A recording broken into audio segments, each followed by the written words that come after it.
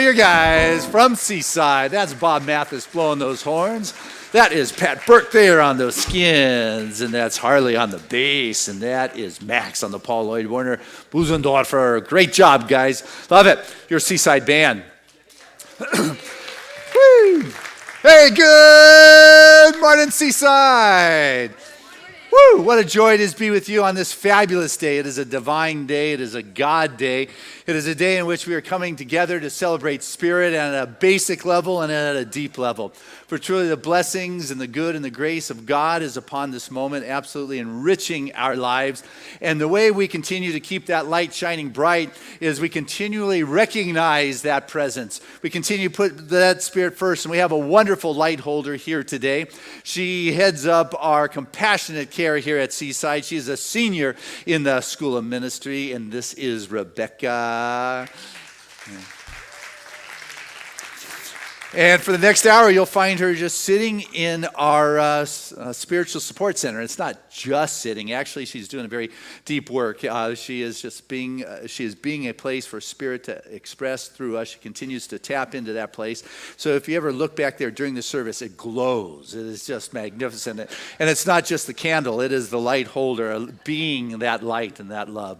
So, hey, I'm glad you're here today. Why don't you stand up, say hello to the person next to you. Just share a little bit of your love. Let them know how blessed you are by their presence.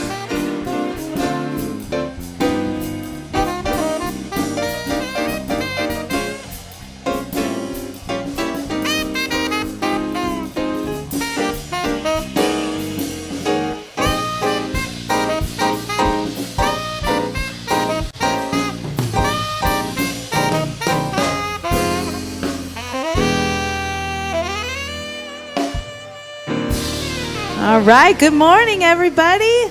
Let's all stay standing together as we sing, I'm Choosing Heaven Today. And get those hands clapping.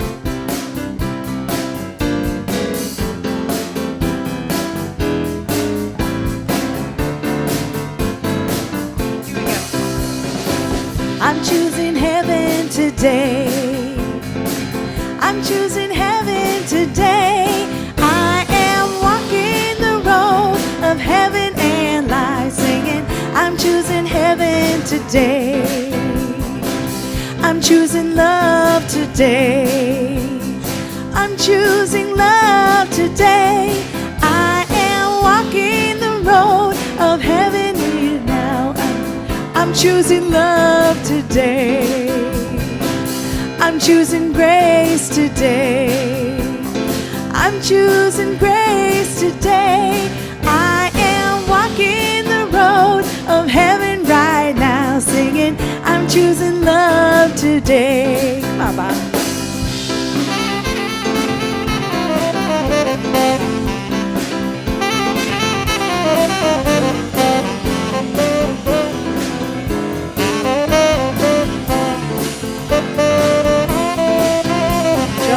I'm choosing joy today.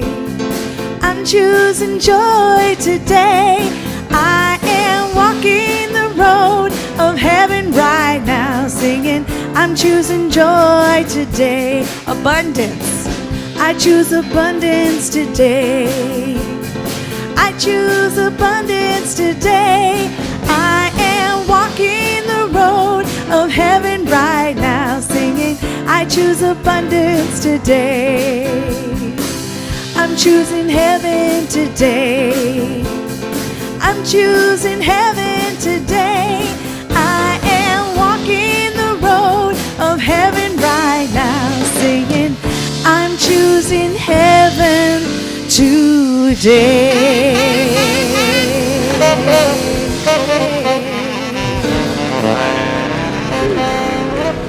All right. Thank you, Danielle. Just appreciate your voice. What a presence. Did you get home at a decent time last night from gigging?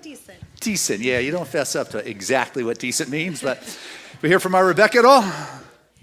Yes, Rebecca let me know this morning she's missing everybody. She's out in Minneapolis right now filming a Super Bowl special, which will be aired on the NFL Network tomorrow night, 8:11 Minneapolis time, which I believe is 6:11 California time, so be sure to check her out. Wow, well, that's good. Yeah, that's our girl out there. Called in last minute. I like that. Anyway, hey, I'm excited about this morning. It unfolds in a manner of, I yet really don't know, because you're here and it's your consciousness that helps percolate the consciousness that is about to unfold. But one of the things I do know that's going to happen is I want to recognize our Volunteer of the Year. And the truth about the Volunteer of the Year at Seaside, it's not really just a year, because we have amazing volunteers every year that just stagger my mind in their gifting. And this year we had nearly 20,000 hours of volunteer time given to Seaside, which is enormous. And so Volunteer of the Year is really many, many years. Their names keeps being at the top of the list. And this year it's a joy to call up onto the stage so we can love them up. That is Bill and Nancy Mills. We've got a wonderful little gift for them. Want to say thank you to these lovebirds who continue to greet us every week at the services. And your presence is among the first faces we see week after week. You prepare the house with consciousness. You make sure the ropes are out, the greeters are in place. And so it's our joy to give you this to sit on your desk. It says, Bill and Nancy, just thank you and the blessings and many thanks for all your years of dedication and love to Seaside. You are a gift to us all. So just thank you very much. We love you up. We've got a plaque that's going to be in the halls that will be there for generations to come with your names. So thank you. Nancy and Bill Mills. Just Seaside could not continue if it wasn't for the love and service that all of you give. And I just don't do enough of thank you and gratitude. I just want you to know from the fullness of my heart how appreciative I am of all the time and the love and the involvement and the gifts and the treasures that you share with Seaside. We would not be able to do this week after week if it wasn't for all of you giving those 20,000 hours in 2017. So thank you for that. And so with that, what we get to do is pray. We like to continue to ever invite that spirit. The key is our receptivity. And so I want to introduce you to a huge consciousness of Seaside, an ecclesiastical partner of mine for 2 decades, and that is one of our favorite teachers around here, Carolyn Holder. Good morning, Seaside. So please join me with me as we turn within to that place of stillness.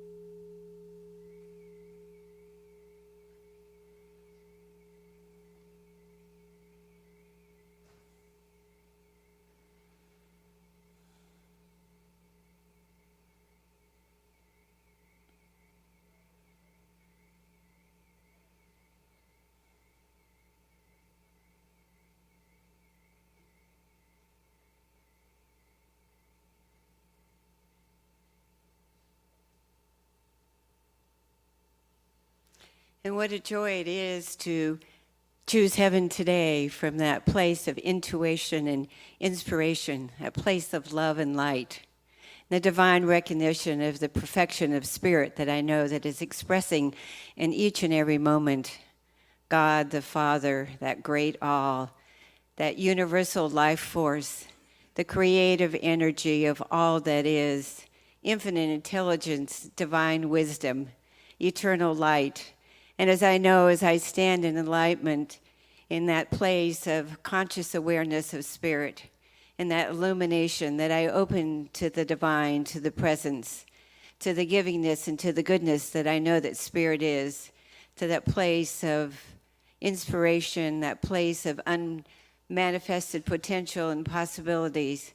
For I know that God is ever expressing that universal love that brings us here today, that has welcomed each and every one of us into this sanctuary and continues to be that presence that fills this service, that is the very foundation of the Science of Mind teaching that Reverend Christian explores with us today as he takes us deeper into the basic truths of our philosophy and reminds us of the truth of who and what we are as spirit expressing in each and every moment. So it is a joy to be a part of this family, this spiritual community, and know that as we go forth today, we go forth in love, continuing to open our hearts to the wonderful wisdom that prevails in each and every moment, to the love and the consciousness that is always expressing as His community. For I truly know that this is a time of healing and a time of transformation.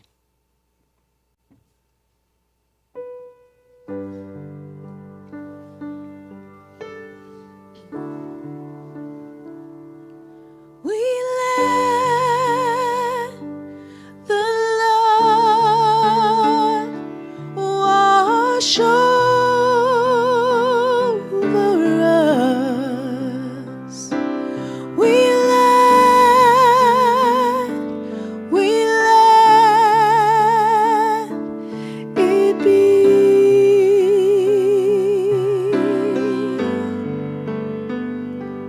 We let the grace wash over us. We let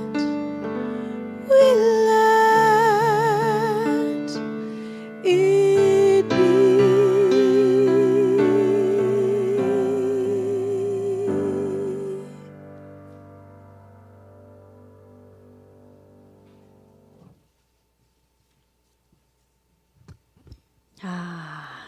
Just taking that deep breath in after that. My name is Kim Jarrah Whittington, and I am a practitioner here at Seaside, as well as a senior in the School of Ministry. And I'd like to take a moment and just welcome you once again to the service today. And if you're here for the very first time, we do have a new member welcome packet that you can find at the new member table at the back of the hall here. And after service, please stop by. We have a CD from another talk. And we also have a card in there that you can fill out, and you can learn kind of what's going on here in this beautiful community. At Seaside, one of the things that we are here for is to really celebrate and expand our own conscious awareness of how we're living our lives, and are we doing it in conscious awareness? Are we actually doing it on purpose? Are we aware of our thoughts and what we're experiencing in life? And what's beautiful is, if this is your first time here, you're going to see that you're with a beautiful plethora of people who all believe that we have the power to change our thinking and ultimately change our life. So with that, I welcome you if you're new. I would like to take a minute and invite Jamie January up, because she is going to talk a little bit about, we have our program right now, our Heart to Heart, where we're able to go out into the community and kind of move our feet and experience what it's like to support other organizations and really be part of the community at large. And so Jamie's going to tell you a little bit about hers. Good morning, everybody. So I'm sure the first thing that kind of caught your eye is my shirt. So it does have a little bit to do with actually a lot to do with my organization and what I do in the community. It is a little bit bold, I know, but this population that I work with is the trafficking population. I work with sex trafficking victims and survivors. I myself was trafficked for majority of my 20s, and by only the grace of God, I am part of the 1% to 2% that was freed from that. And so I have dedicated my life to obedience to what God called me to, and my purpose is to let other people know that are trapped in that lifestyle that there is hope and there is a way out, because sometimes they just don't know. I didn't know until it hit me pretty hard, and I'm glad it did, because now I am blessed to not only raise awareness, but to live the life that I was supposed to live. And I finally feel for the first time that I'm walking in purpose, and I'm walking with the direction. I never had a direction, and so now I'm focused and I know what that purpose is.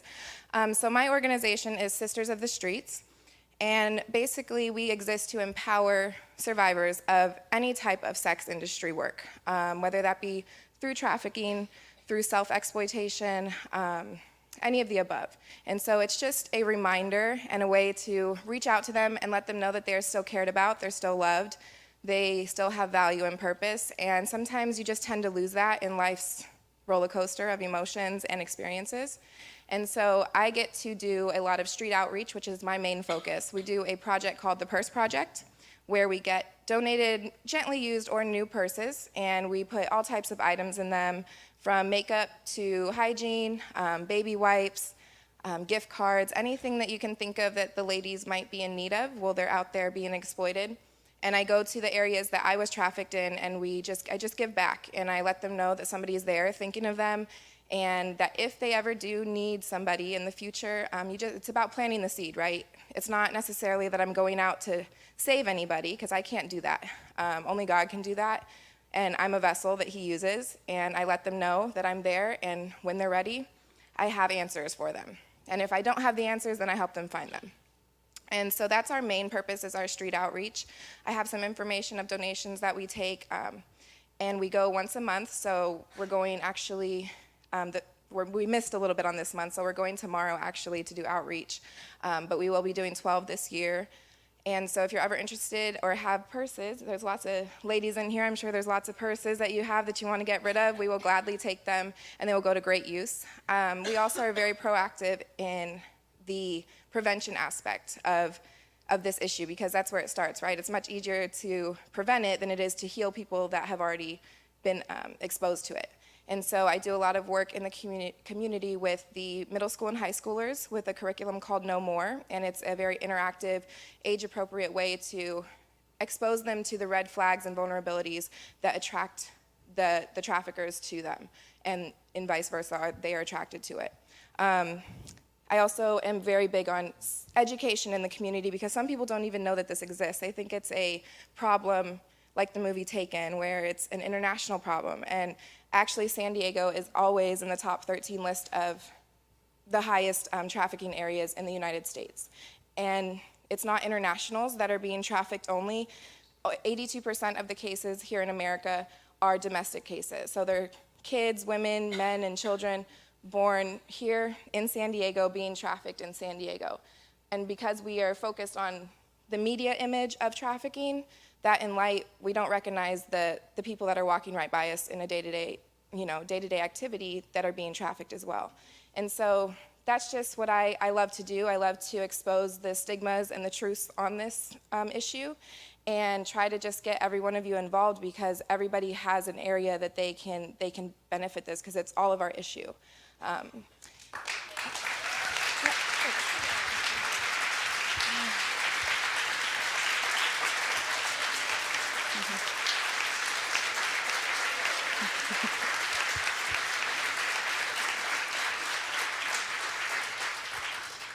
Thank you again, Jamie. That was wonderful. And you guys can see this is the great work that we're doing here at Seaside, really putting our heart out there. And if you're called in any way to volunteer and to support her cause, I think that it's a fantastic one. So we encourage that. And with that, let's go into prayer. So just taking in that God essence, that spirit, that universe, that energy, that life, knowing that it is just one. There is only one. It is the very power and the presence that is here right now in this space. I know that I am it. I am divinely connected to this great source, and that each and every person that is here today is part of God. For we are created in its image. And I know that as we move through our lives, that we are moving through them as God in action. And it is all perfect. For there is only perfection in the mind and the heart and the eyes and the soul of the divine. And so in this moment, I claim that truth. I claim that this day is a day of beauty and of love and of wisdom and clarity. I know that Dr. Christian Sorensen, as he moves through today, that he is filled with the light and the love of the divine, sharing his wisdom and his truth with each and every one of us. I know right now that the heart is open and that we can sing from the top, opening ourselves up to that great message, opening ourselves up to the intuition and the wisdom that we already have within. I know that the music is filled with the most joy that we can experience. It comes deep from within the depth of the soul. And I know that it touches each and every one of us exactly where we need it. And so in this moment, I just claim that this service is good, that our day in community is filled with that love and that light of the divine, and that we get to share in this with each other. And so with that, I just sit in the gratitude and the thanksgivingness of this moment of this community.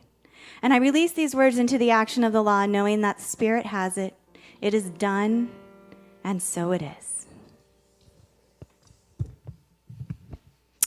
Thank you so much for that. We have a returning artist this morning that I know you all love. She's come to us all the way from LA in her home church of Agape. Would you please welcome Angel Travis?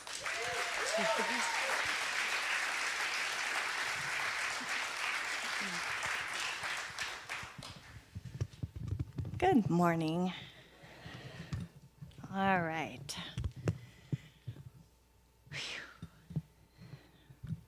Okay. Okay.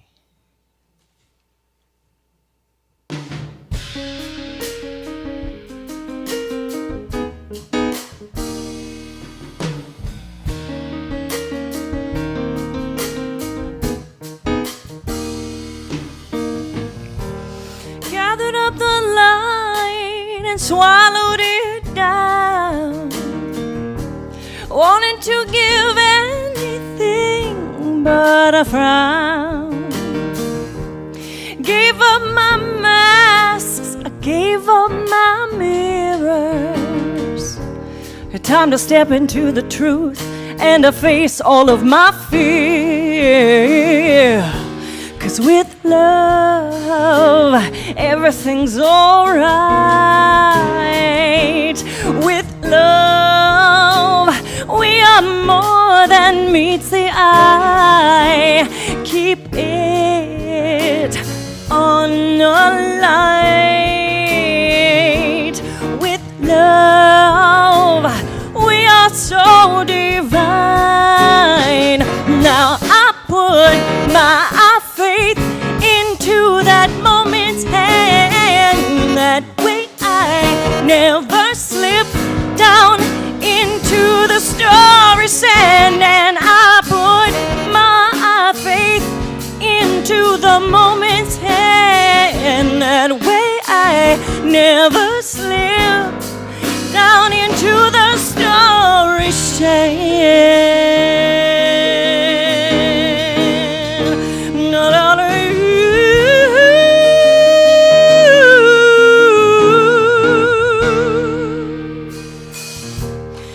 Gave up illusions, I gave up all the lies.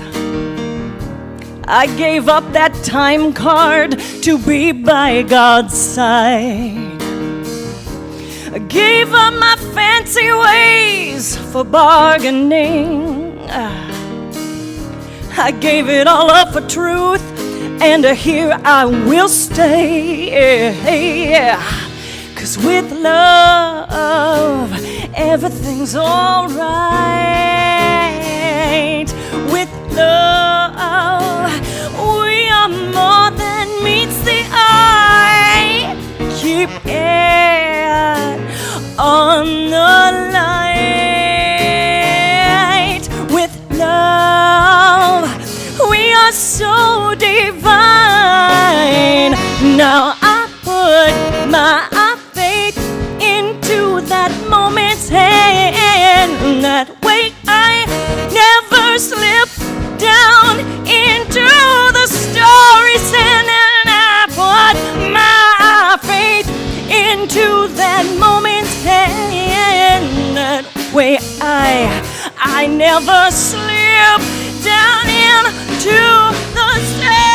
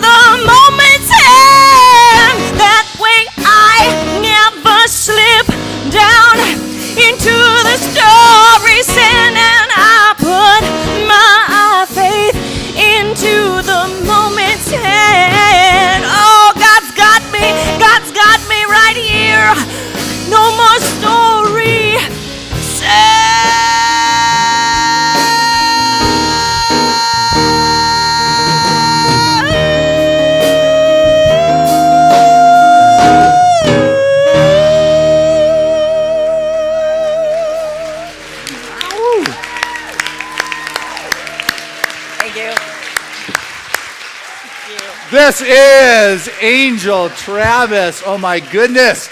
Your music is just transitory. It just takes me, I don't even know where. Other than my whole spine lights up. Thank you. You can just feel that. Wow. Wow. My goodness. And she just puts it out there. And that's what it's about, is being able to put it out there and put that love out and put that spirit out and to be that place where the divine unfolds its expression. And so here we are at Seaside. We're going through the basic ideas of the science of mind as put forth by Ernest Holmes in his book, The Science of Mind, and the first 4 introductory chapters. And so the first chapter we looked at was the thing itself. That's God. That's the life force. It is the presence. It is the wisdom. It's that all animating something from which we all came. It is the first breath. It is the wisdom. It is the all. It's all of it, right? And then the next chapter was the way it works. And the way it works is it's done unto as you believe. You know, it's not like a revolutionary new concept. It's been around for a few millenniums. And so the way it works is it's done unto as you believe. It's called the law of cause and effect in a modern day vernacular. And what it does is it shows up in your life at really your mental equivalent. It shows up in your life manifesting in your world as a result of the consciousness that you had put forth and that you had laid out there. And so today is about the 4th chapter, the final one of the introductory, called How It Works. And how it works is being able to put all this together for a conscious intention to show up in your life in the manner in which you choose, in the manner in which you desire to have it work. And so Ernest Holmes starts this chapter on how to use it with saying that the great difficulty of the New Thought order is that we are likely to indulge in too much theory and too little practice, because we can only know as much as we can prove through actual demonstration.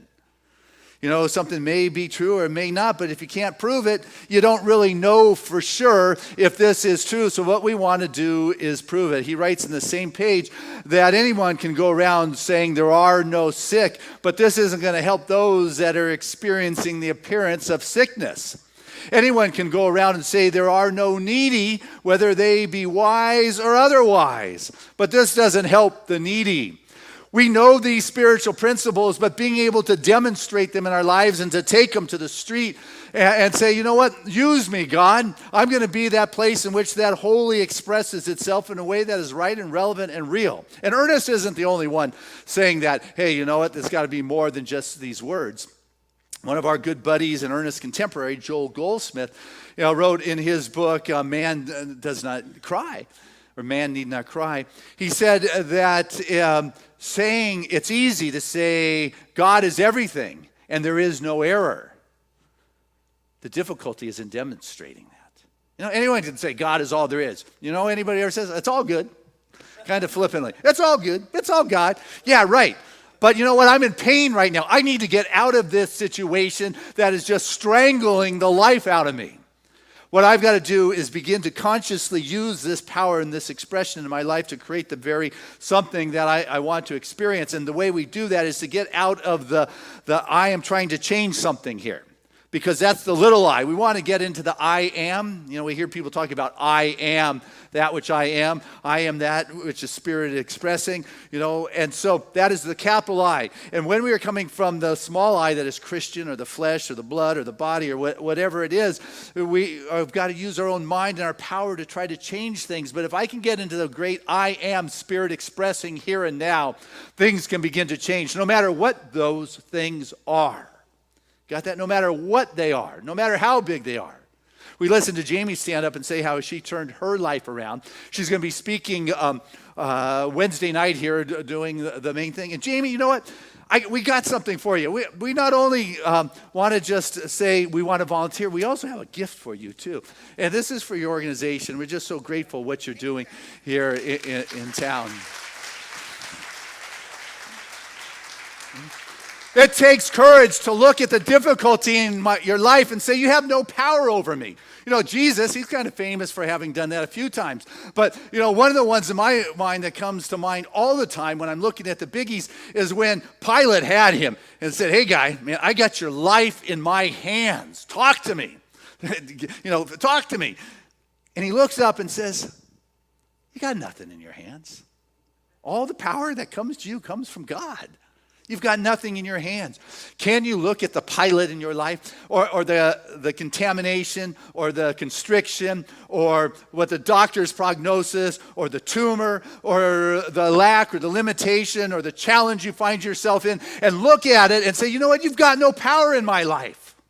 This is how you use this infinite power, is taking a look at the world of form and saying, you've got no power. Yes, you're a physical fact. Yes, this is going on. Yes, this is a difficulty in this realm of form. But you know what? I'm not this body.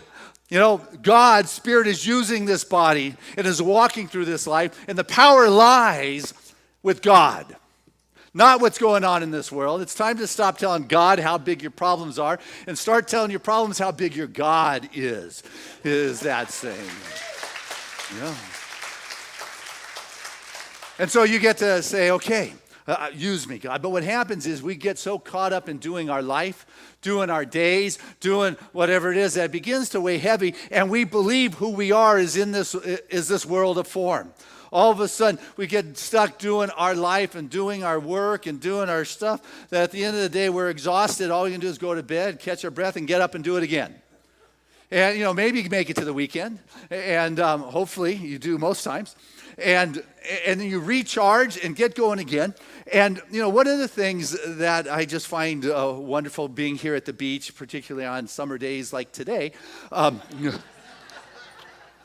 know, it's like the Sunday afternoon that you go down to the beach. I can't get there till the afternoon because after here I'm spent. I nap, you know, get a bite to eat, and then it's like afternoon. But, you know, you watch people leaving, and, you know, they got the glow, but there's also what I sometimes call the Sunday dread.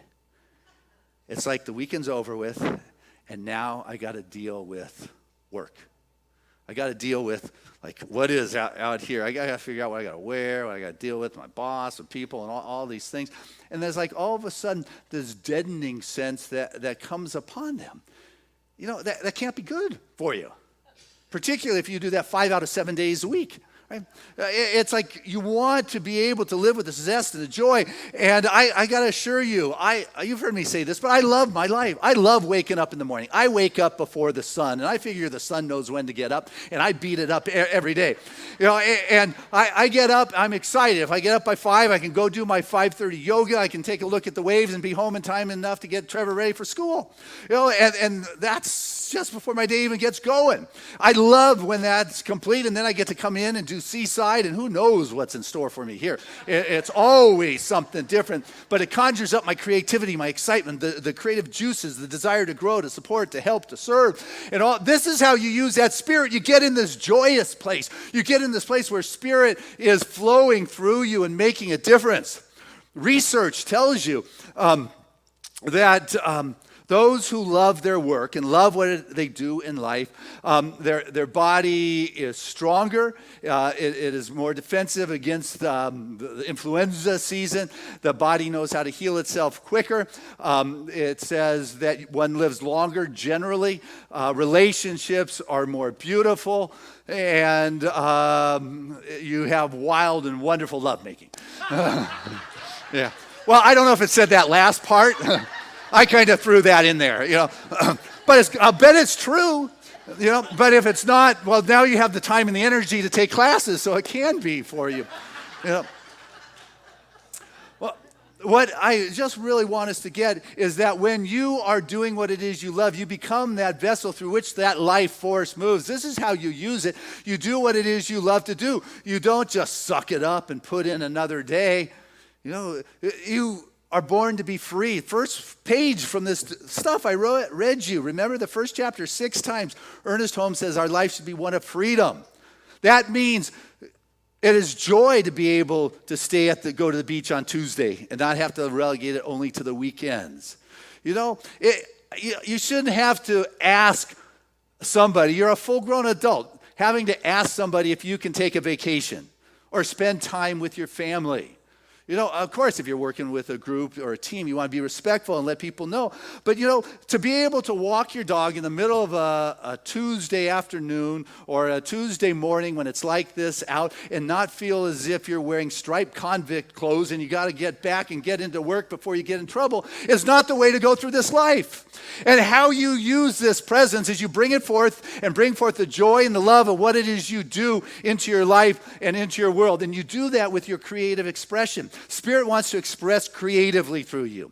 That's what Spirit does. Spirit creates. Spirit expresses. And if all you're doing is spending your time trying to hold on, whatever you're trying to hold on to, it's not about moving forward. You're holding on to, you're getting sucked backwards.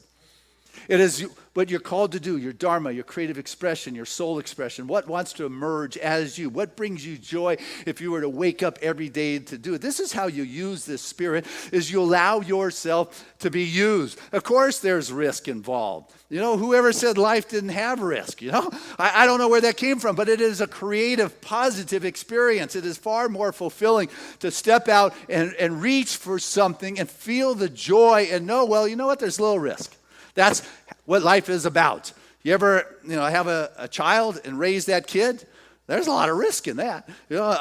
Or your first kiss, where that was, who knows, or how risky that was. Or let's say you've got this grass movement you want to do or be part of. There's risk there, but there's fulfillment. There is joy. There's contentment. It becomes that place in which that Spirit moves. Is it convenient?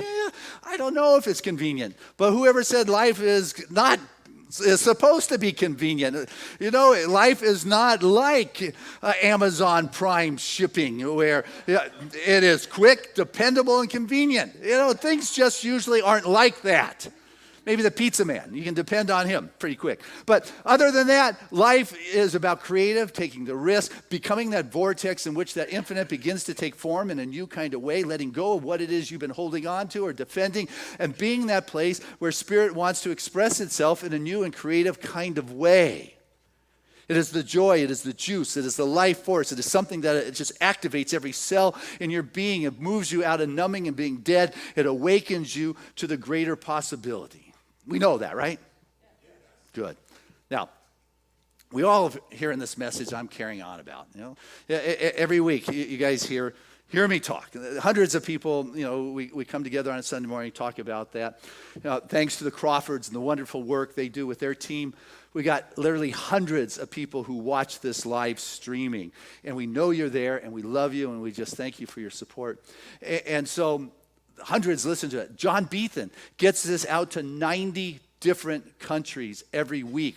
Literally thousands of people listen to this message. I can't even tell you how many have bought my book. Not as many as I'd like, but where I'm getting at with all this is that a lot of people read the material, and some get it, and some don't. A lot of hear the spiritual principles. Some get it, some don't. Some want to talk about it, and if you want to practice circulation, you got to be involved with the giving and the sharing. You got to move beyond the conceptual. As Ernest said, the difficulty is too much theory, too little practice. We can talk about this, but the key here, between those who get the message and those who don't, and some relate to some and some don't relate to others. There's not a right or wrong with that, but the key to getting the message, why some are getting the same message, the same consciousness, I'm standing up here presenting it, and why some will get it and some don't, has to do with receptivity. Some are receptive to the impulse, to the message, to the consciousness of the possibility, and begin to arrange, hey, what can I do with this?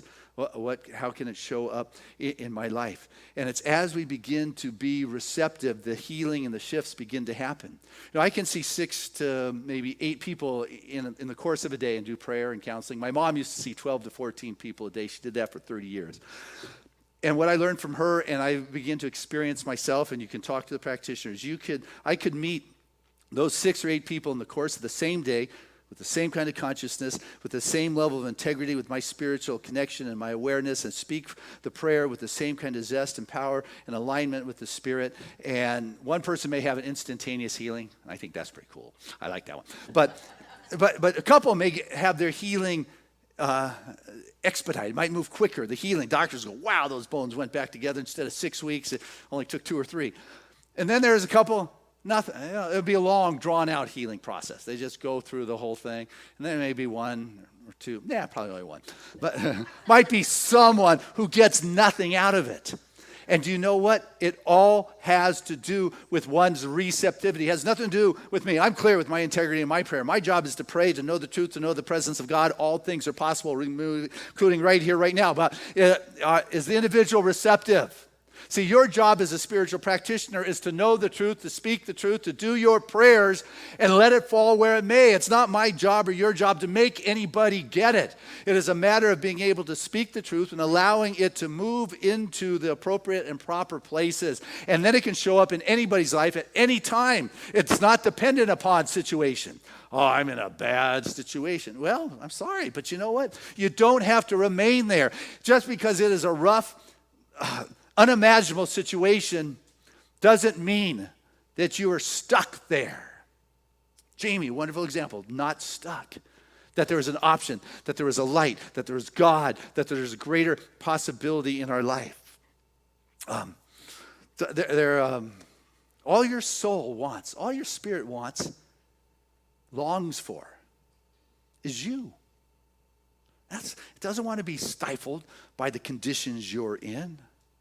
It wants you to be you. The great I, capital I am, wants to express through you. It is not bound by the effects of your world, whatever they are. There was a guy in his mid-80s, and he was as active, engaged, enthusiastic, happy, exercise, involved, and creative in life as anybody could be. There's this young guy watching this old guy just loving life, living up to the fullest.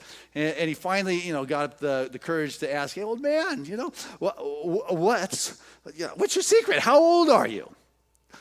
And he was surprised by his response when he said, young man, my age is none of my business.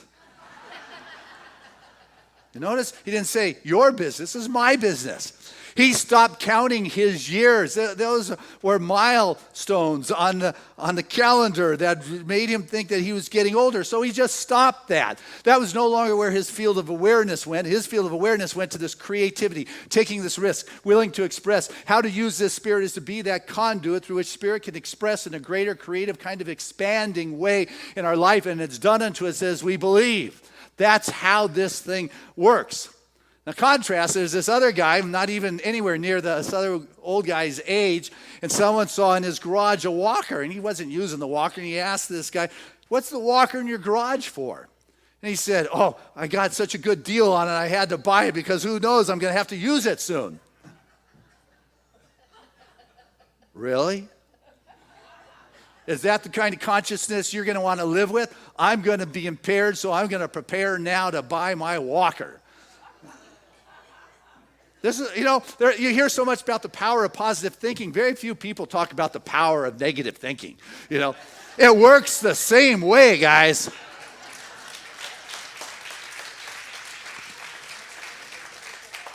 There was a reporter who was doing an interview with this Native American woman, and he just said, oh my, you're just so beautiful, which is probably harassment in today's era. But then it was okay. And she gave him a gorgeous smile, and she said, well, of course, I'm more than 75 years old. And it's like all of a sudden he got that for her, as she gained more years, she gained more experience, gained more wisdom, gained more love, gained more ways to be able to express herself, to support life. And her philosophy and belief that as the more trips around the sun, she had so much more to bring the world. And of course she became more beautiful, more gorgeous, her radiance and her smile and her eyes twinkled because she had so much more beauty inside of her now than she did 50 years ago that she could give to the world, that she could share with life. This is how you use it. You take that beauty that is within you, whatever it is you have, and you share that with the world. You begin to gift it to life around you. And as you begin to do this, you find yourself energized. But if you spend your life preparing to get old with your walker, or you're putting out a fire here, and you're putting out a fire there, and you're putting out a fire here, and you're putting out a fire, you can exhaust yourself. You don't have any more energy left to start a new fire, to start a new flame, to start a new passion in your world, which is why you want to create from your strength rather from your weakness. You want to create from the peak and the mountaintop as opposed from the valley and the fog of the heaviness of another dreaded Sunday. What you want to do is be able to spend more time connecting with that infinite power and that infinite life and that source of spirit. And it doesn't matter the place you are presently in. It doesn't matter what the condition of your body. It does not deny the infinite's potential to express fully in grand, creative, new kind of ways, but you got to be courageous enough to take that risk to be used by the infinite power that is waiting on you.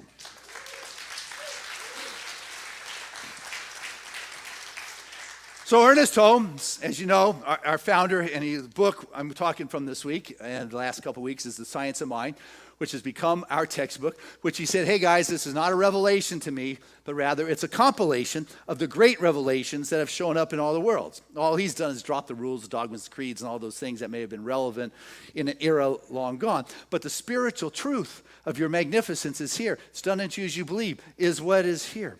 And so anyway, from this chapter on how to use it, he talks about our prayer. And as you know, we have our jargon and our buzzwords for prayer. We call it affirmative prayer because, we don't beg and beseech God as if I really got something God doesn't have, so I'm going to make you a deal, God. Think about that one. It doesn't make sense. We have an affirmative approach. What we are is spirit expressing right here, the spiritual truth. We call it scientific prayer because there's a teachable method. Anybody can do it. You don't have to go to some intermediary to talk to something outside, but rather you are that expression of the divine. If God is infinite, then you are that. You're not all of that, but you are that. So what we do is we raise our consciousness to that vibration and that level, and we speak the words of truth as if spirit is speaking. And so we call our prayer, like one goes to a medical doctor or a medical practitioner for a physical treatment. One goes to a spiritual practitioner for a spiritual mind. We operate in the realm of mind and consciousness. Go to a spiritual practitioner for a spiritual mind treatment. And so Ernest tells us about that a little bit in this chapter on how to use it. And so he writes on page 58, as I said, for all you textbook-toed metaphysicians, paragraph 2, that treatment is a spiritual entity in the mental world and is equipped with the power and the volition. As much power and volition as there is faith in it. Given to it by the mind of the one using it and operating through the law. It knows exactly how to work and what methods to use and just how to use them. But we do not put the power into the word. But we do let the power of the law flow through it. The one who most completely believes in the power will produce the best results. This is the law of cause and effect. Wow. Cause and effect. That was before The Secret even. Ernest.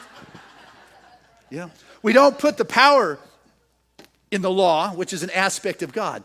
That is the dependable. We talked about principle before. Gravity is going to work no matter who uses it. It doesn't matter large or small. The law is going to work. It's done unto you as you believe. The power is there. We don't put the power in it. So often people want to hold the power. They want to hold the perspective. They want to hold the idea. We don't put the power in there. We become that place through which that power flows. And I've got to be willing to risk to proclaim something greater than the experience I find myself stuck in or trapped in, because I'm coming from the small I, my flesh, my body, my experience. Isn't this terrible? Yeah, that physical condition may be pretty bad. But that's not the truth of who you are. And you're not bound by that. Saw this wonderful article on YouTube. Actually, I heard it on the radio first. And so, but it is about this young man. He's now 21. He has Down syndrome. And after high school, there's an adult transition program. So you get another 3 or 4 years of public education. But he's 21, and he's stepping out of the adult transition program last year. And so his dad, like any dad, asks the kid when they're ready to graduate from school, so what do you want it to be when you grow up? What do you want to do, right? Now here's a kid who one may look at and realize, think he may not quite have the same options, but it doesn't mean he doesn't have options. And so he says, well, I like to eat. Let's do food trucks as a business. And Dad says, but neither one of us knows how to cook. Okay, so that worked. So what else do you like, son? His name's John. John Cornyn. John, what else? Well, I love my crazy socks. Let's sell crazy socks. I mean, I'd go, are you kidding me? But anyway, Dad says, great idea, son. And so what Dad does is he figures out, where to buy them. His son does a lot of the online activity. His son becomes the face of a new company called John's Crazy Socks. They open up in December of 2016. First year they sell 300 pairs. By a couple months they're selling 12,000 pairs. By March, these are the numbers I heard, were $300,000 they had made. At the end of their first year, they made $1.7 million selling socks on the internet. They now had to get a bigger warehouse to house the socks. They now have 21 employees, 8 of which are kids with special needs. 5% of their profits go to the Special Olympics, since John used to run in that, and that held a special place for him. They do socks specially for autism awareness, and they give a percentage there. They do another one for Down syndrome awareness, and their profits go there. They do it for animal rights, and they've got 6 different main lines that go directly from those sales to that. And here is a kid who was not bound, but holding on to, I can't do that. But you go on Facebook, and they have YouTube after YouTube after YouTube. He is the face of this company that is a multi-million-dollar business selling socks, when though the world, anything is possible, I guess is what I'm trying to say here,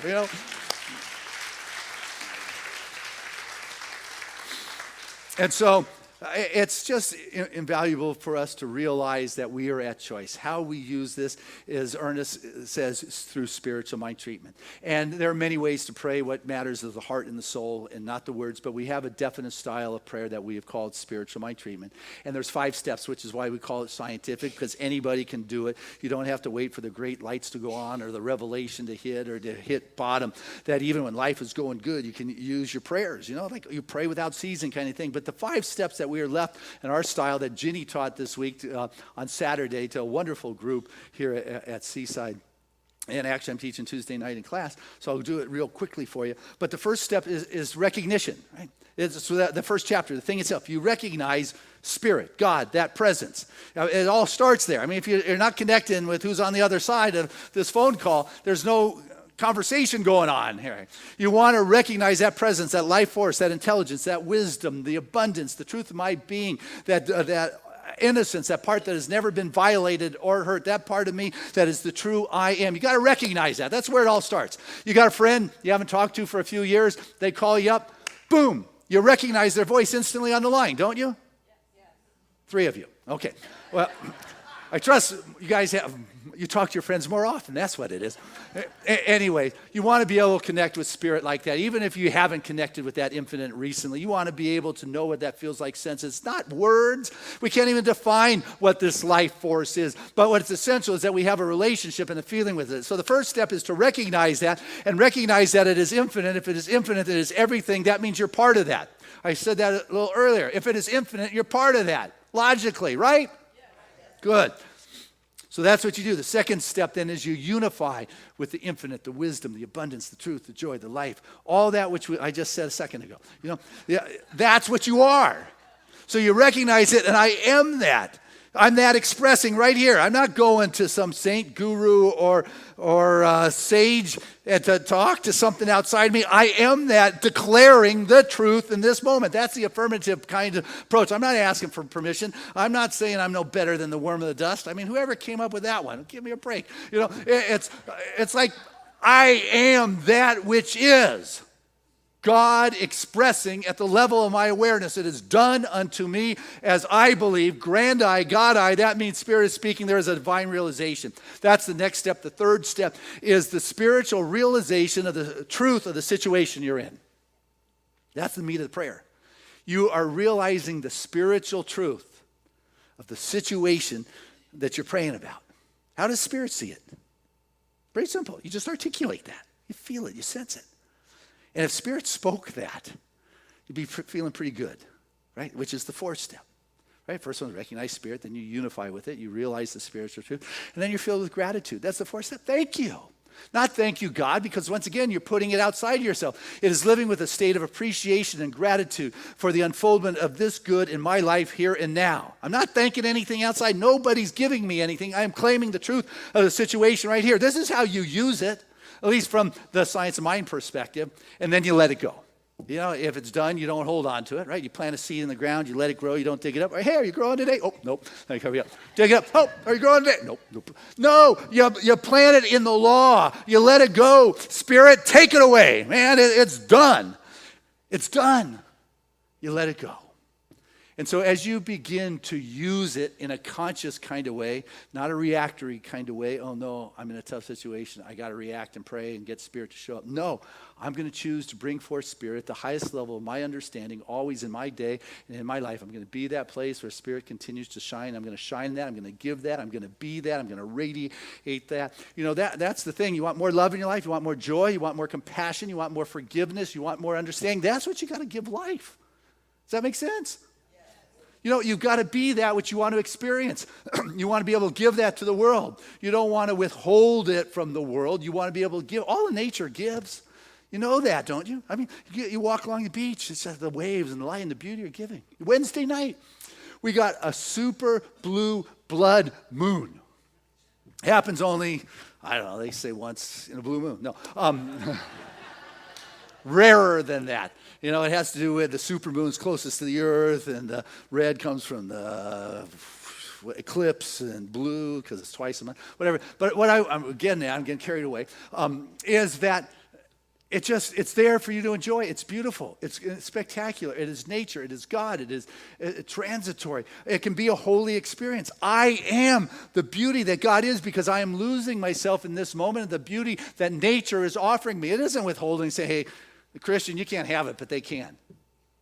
It gives, it shares. And if you want to experience the holiness of the great I am, then you are the one who has to become receptive to the ever availability of the infinite offerings that want to particularize its gift as your very life. How does that sound for you? God bless you as you make it true for you. I love you.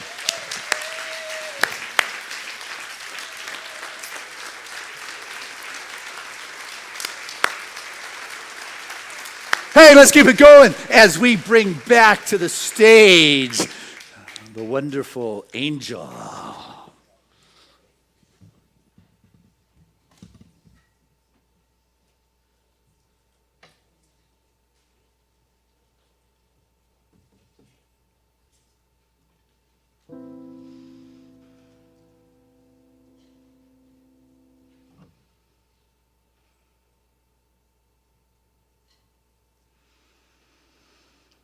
Increvo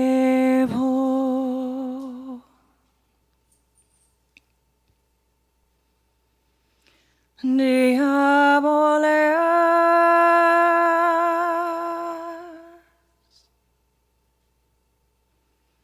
orsura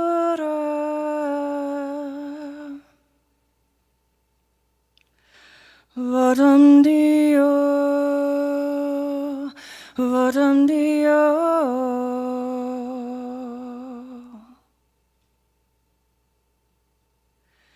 eros quod sum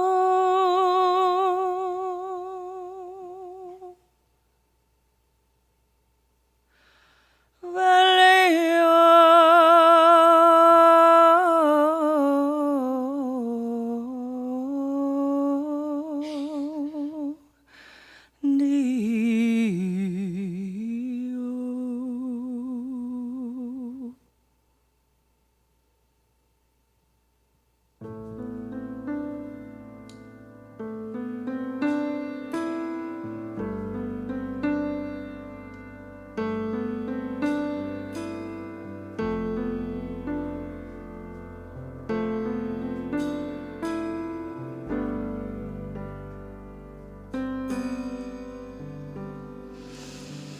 Looking outside and looking in, closing false doors and false windows, leaning into breath, I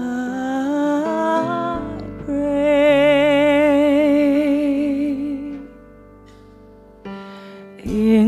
the silence, I feel you deeply, naked and awake. I am yours completely, waiting in sweet surrender.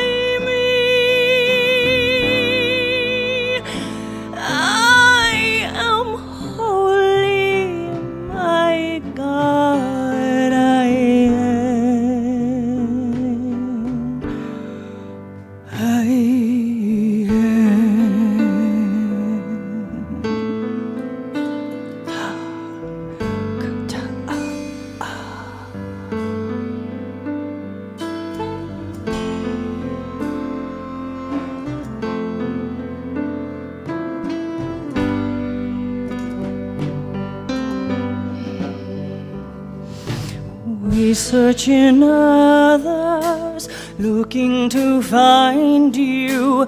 We're always skipping over the pain. Oh, the pain's illusion. You see, it comes around. It comes around and around, right back at you, showing you, teaching you what you need to know, until you listen, oh, until you surrender.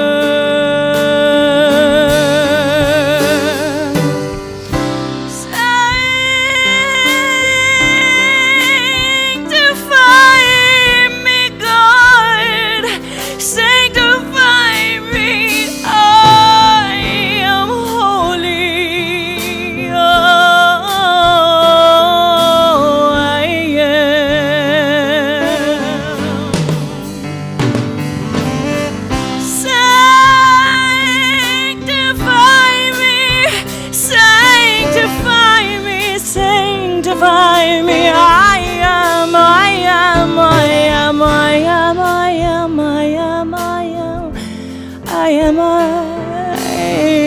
holy.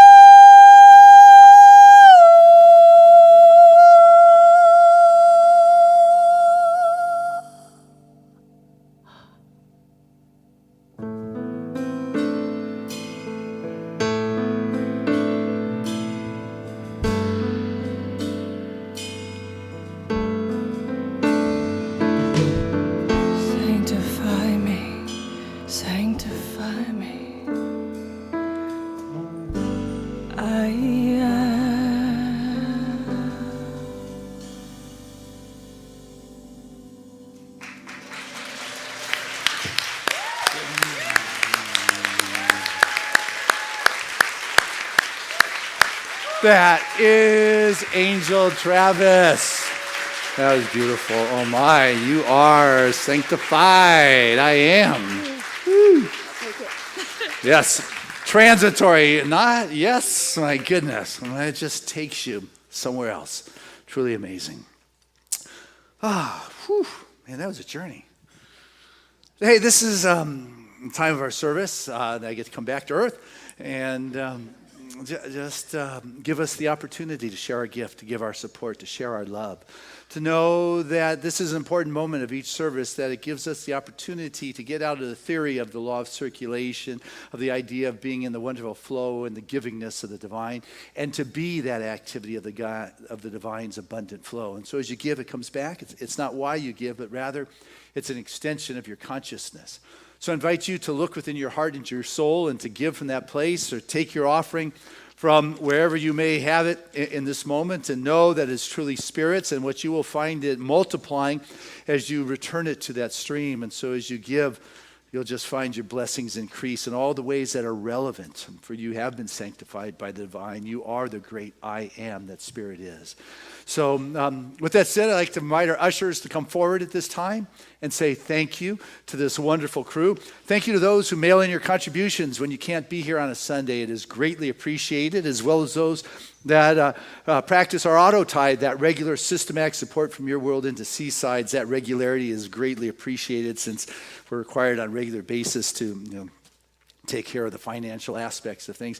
And those of you at home, we know that you're there. Like Darwin Hancock from Michigan, he doesn't have his site called Science of Mind, and they said, watch Seaside's live streaming.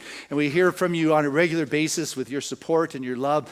Thank you very much. We know that you're there. We hear letters heard from Mitch Earl this week down in Florida, who's been watching us on a regular basis, assisting him through a healing process in his life. So what I want us to understand is what is going on here is only one of our omnilocational outreaches. As I mentioned, John Beethan has our podcast going in 90 different countries every week. The Crawfords have this live streaming on Facebook, and on stream, hundreds of people are watching this. This moment is significant every week because it allows us to put that message out there. And as we shared this morning, we put the message there, and it's a matter of receptivity. We can't make anybody get it, but what happens is we make this message available, and it is touching more and more lives and raising the consciousness of this planet every time. So my heart of appreciation goes out to all of you in making this kind of difference. So with that said, I'm going to share a prayer as we do take this gift from our heart and soul and say thank you, thank you, thank you. It's just with a great sense of appreciation to the most generous of spiritual communities that this prayer of gratitude just reflects the abundant givingness of the divine that has already made itself known, that continues to expand, making itself known. For as it moves through each and every one of us, it opens each of us to a greater awareness and deeper security that rests upon that infinite reservoir that is truly inexhaustible.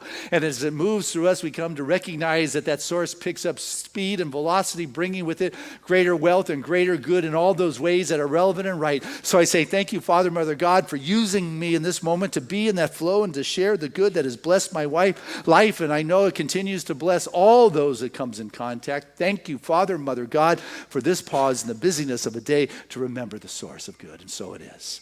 Amen. Let's say together this affirmation of abundance, which is, Spirit continues to bless my world.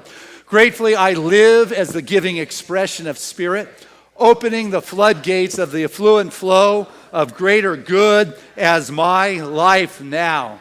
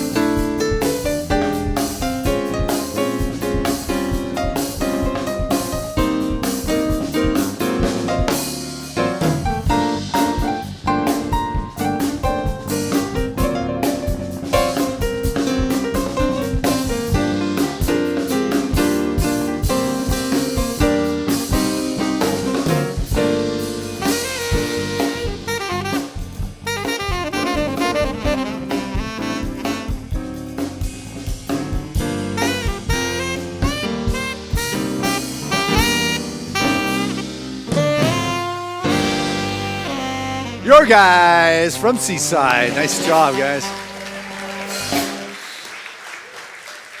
And so as I stand before this bounty, I can feel the outpouring of the love and the caring and the compassion for each of us truly has said yes to be used by God in an abundant kind of flow. So grateful to know that every one of these gifts represent a life that has been blessed. And I know the giver is truly blessed again and again and again. And so it is given in love, it is received in love, it is handled in good stewardship, and is put forth back into life to bring the love and the joy to all that comes in contact. Thank you, Father, Mother, God, for this opportunity to be able to participate, to be a participant and a demonstrator of the affluent flow of life's good. And so it is. Amen. All right. This is Tina. She is one of your board members. She is our secretary of the board. And just thank you for your support. And we got an annual meeting here in about a half hour. So come on out, everyone. And hey, you don't have to take the minutes because Joanne does that at annual meetings. So I share that with you. So you're off the hook. You're happy. Yeah, they say if you don't show up at the first meeting after the annual meeting, you get appointed secretaries. Anyway, hey, big, my goodness, Angel, wherever you went, we love you. You're fabulous. You're terrific. Thank you very much. And gosh, we can feel your heart, your presence for sure. Danielle, what a blessing, what a member of the family. Just appreciate you gigging all night, coming home to Seaside in the morning, driving in from Mona week after week, and you're just a wonderful gift. Your voice is beautiful and your soul is huge, and thank you very much for your love. Danielle Tucker. And Kim Jera, my goodness, senior in the School of Ministry. By June, you will have completed all your tests, your finals, and all those things. And we're just cheering you on. Congratulations on your new job and just the wonderful unfoldment in your life. And thank you for being here on Sunday mornings with us. And Wednesday nights, Power Up, going strong. And bless you for your guidance and consciousness you bring to that. We love you. Kim Jera Whittington. Giving us sound today is Matthew. Giving us the visual is Marv. Great job, guys. Appreciate that for sure. And let's see. Ida, you got a new class starting this week. Ida Green is already, I don't know if it's full, but your list is already full of names of people who are going to work on developing their intuition with you. So if you're interested, talk to Ida after the service. She's at the education table, and it's this week her class starts, and I'm impressed with everyone signed up already. So that's good. And then also the big news this week, Wednesday night here, we shanghaied the Power Up service, so thank you, Kim Jera, thank you, Kat. And I'm bringing in my buddies from the Interfaith from the Interfaith community, and we're putting on a launch for the season for nonviolence. And next Sunday here at Seaside, we're having a peace fair, so a lot of people are going to be sharing peace ideas. But Wednesday night, the kickoff is here. Jamie January, who you heard this morning, is going to be the featured speaker, along with Usef, a wonderful friend, a Muslim man, going to share what it's like to be a Muslim in our culture today. And we've got Michael Paul singing. It's just going to be a powerful night. So come on out Wednesday night, 7 o'clock, Power Up service, Interfaith. It'll be about an hour, maybe hour and 15 minutes. We've cut it back from previous years, but it's always a worthwhile experience. Bring a friend because it's very interfaith kind of experience, and it launches the season for nonviolence. So, and as I said, next Sunday we've got the season going here, and we're going to have a peace fair, which means a lot of different groups sharing peace ideas are going to be available afterwards to talk to. And hey guys, anybody want to talk today? Yes. We learned about wish, bliss, and kiss, and that means that a bliss is like what you like, and a wish, we did what we wanted to wish for, and a kiss, like who we loved. And then we're going to do it at home with our families. Oh, nice. That is good. Whew. All right, Victoria. What a wonderful activities we got going on in our room. Hey, also, I want to share with you Sunday, February 11th, between services, so I'm giving you a heads up now so you can get here early. Callie and I are going to offer the opportunity for all the couples to renew your wedding vows, your vows of love, your vows of commitment right here. Rebecca will be here. She sings. Callie shares a poem. I share some words of commitment to repeat. So that's February 11th, between services. We'll aim for about 10:20 if I don't talk too long that day, okay? So I share that because I love for the children to be in and watch your mom and dad look into each other's eyes eyes and with those googly eyes and just commit their love to each other and to the family and all that. It's just a time for people to witness that kind of love made manifest. So with that, it's time to pray. It's probably a lot more, but oh, yes, I forgot the affirmation with you guys, and I forgot something else. So let's start with this one. So let's say with our kids this affirmation: we see you, we love you, and we support you in your magnificence. Again, I like it so much. We see you, we love you, we support you in your magnificence. And the other piece, I knew I had something else to share here, and that is on the day of the annual meeting is we always have one or two board members stepping off, and this year we have one individual, and it's Richard Drutman. For 3 years has been unconditional with his love and his support, and we have actually dedicated a wall to him. Those big crazy posters that are up there all the time, total Richard's doing. And so Richard, why don't you come on up to the stage so we can love you, we can thank you. We've got a little gift for you here, and it's just talk about dedication, passion, commitment, energy, and time. You have been a blessing to us all. You have been an example of just someone who is selflessly given in service. And so on behalf of a grateful community, and we have this crystal paperweight for you that says Richard Drutman, Seaside Board of Trustees, Vice President. Many blessings for all the years of love that you have given to Seaside. You've been a gift to us all. So just thank you very much, and appreciate you. Oh, you get to have that. Thank you, Christian. And I love every minute of it. And if I have a chance to be up here, you know I have to give you a pitch for my wall. So please stop by our table. We're celebrating 30 years of our wonderful Seaside, and you can help us by purchasing one of those wonderful pavers and inscribe your own legacy. As I said before, if you're in our celebration garden, you can see what they look like, and we'd love to get some new folks in our garden. So stop by the table. Kat and I are there, and we'd love to chat with you about our pavers. I got a beautiful testimonial this week. Didn't even Yes. ask for this. Check this out. I want to say one on this testimonial.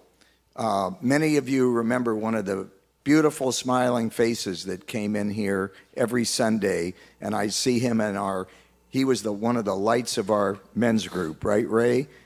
Was Marshall, and he transitioned at a very young age, and that's what they'll commemorate on the video. His fiance called out of the blue and Good asked. day, Seaside. My name is Dawn Quick, and I am delighted at the opportunity to participate in Seaside's Legacy Pavers program in honor of my beloved fiance and Seaside member, Marshall Peterson, who made his transition in summer of 2017.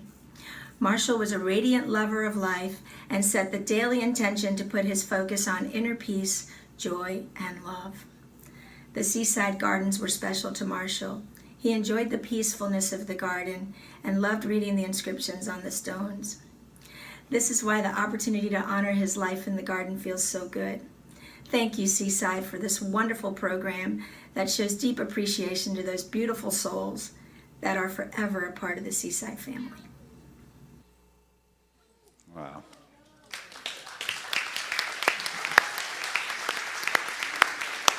They're beautiful. She now lives in the South and just called, didn't even ask for her to do it like that. She just asked if she could get a brick out there. So whether you've done one in the past or not, we'd love to have you share your legacy, your thoughts for the future generations. Our vision is to have at least 100 individuals do it this time. So, but with that, what I want to do is pray. Healing is the thrust of our movement. You've heard how we do this style of prayer. I want to invite any of our religious science practitioners to stand up here with me, because when I'm done talking and we're done singing, you can come up and receive a personal prayer from any one of these spiritual practitioners. And so I just invite you to open your heart with me and to feel that power, that presence, the thing itself, that life force, that joy and that laughter from this morning. The singing that came from the depths, from angel we know not whereof, but it was definitely transitory. There is something that is beyond this physical dimension, that is truly divine, that it is God, that is infinite, and it is ever available for each and every one of us. And so in this moment, I choose to unify with it, that second step we spoke of today. We recognize that life force, that intelligence, that wisdom, but then we recognize it as all things. And what I know, I am that.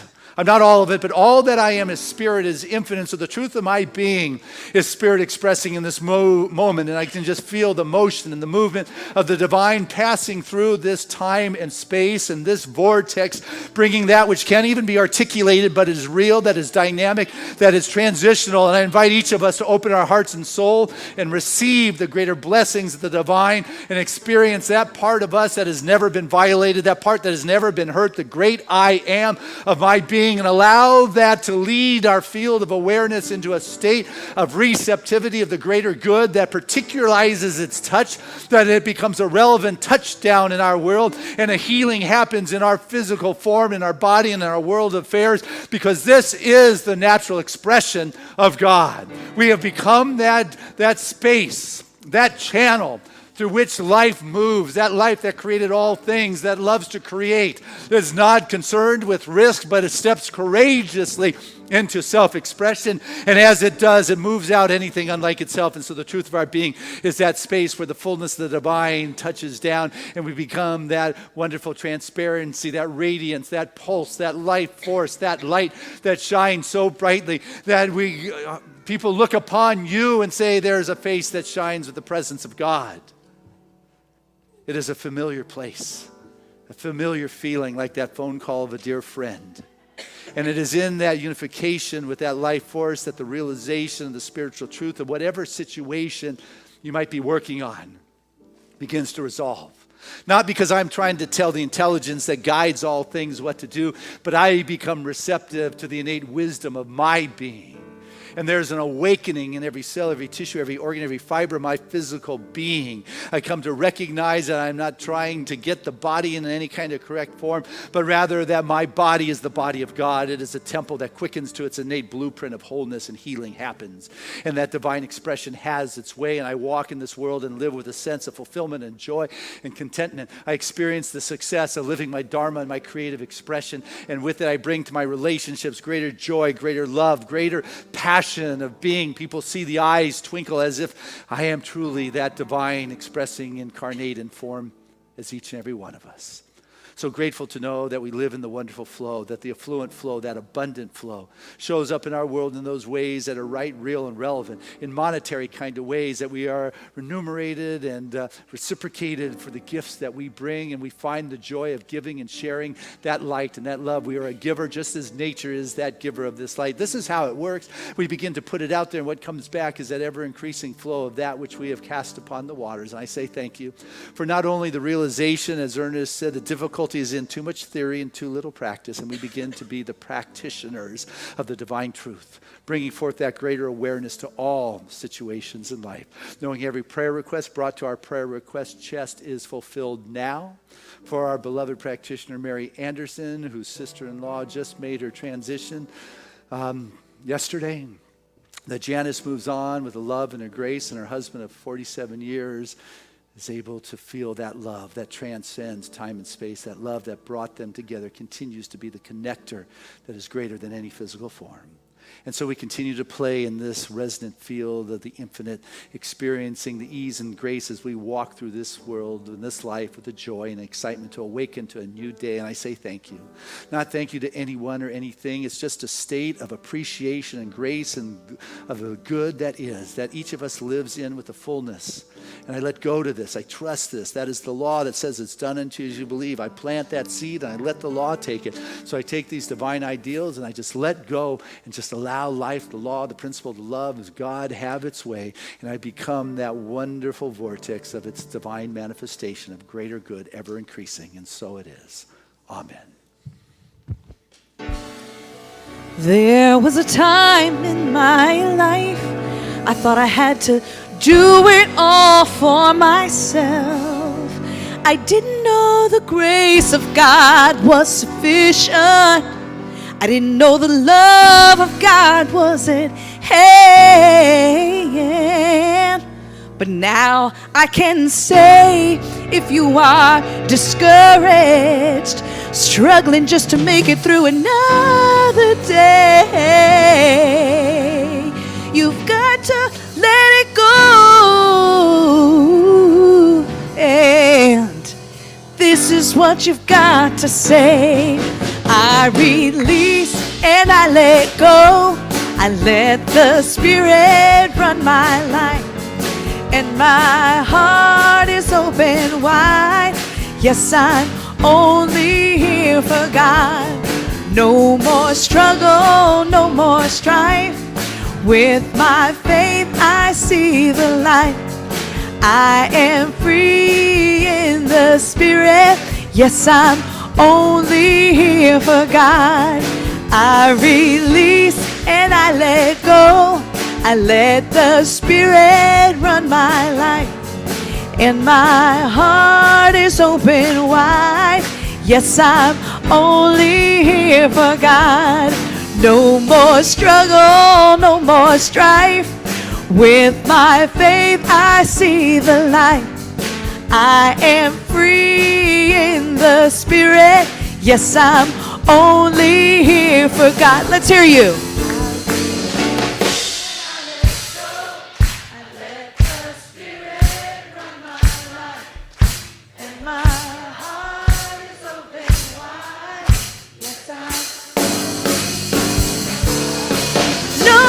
Struggle, no more strife.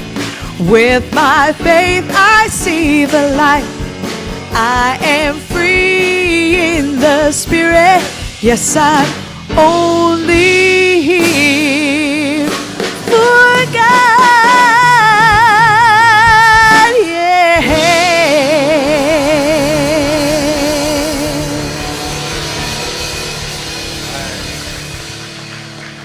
And our affirmation is, I am a conduit of the divine expression. Together, I am a conduit of the divine expression. Touch your heart and say it again.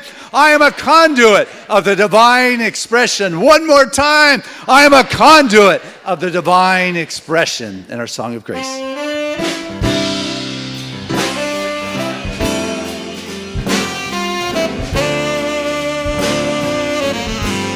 I'm living in love.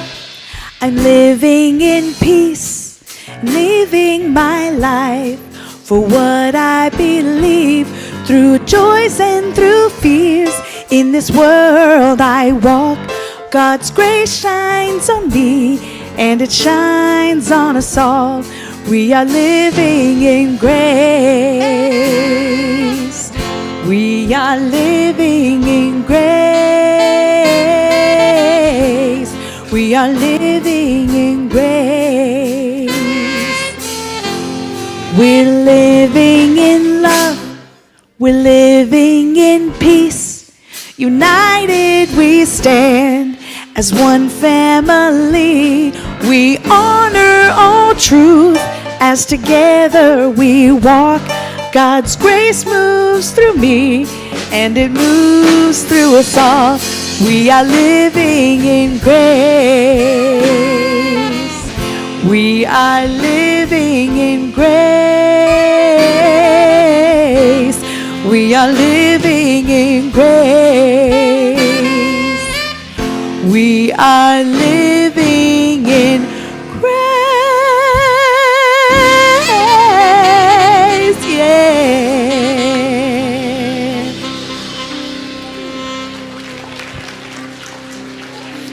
Come on up, receive prayer. We're here for you.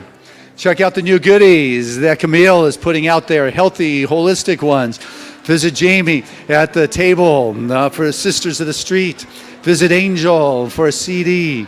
Visit Richard at his table. Ida at education. There's so much going on at your spiritual community. Take advantage of the love that is here.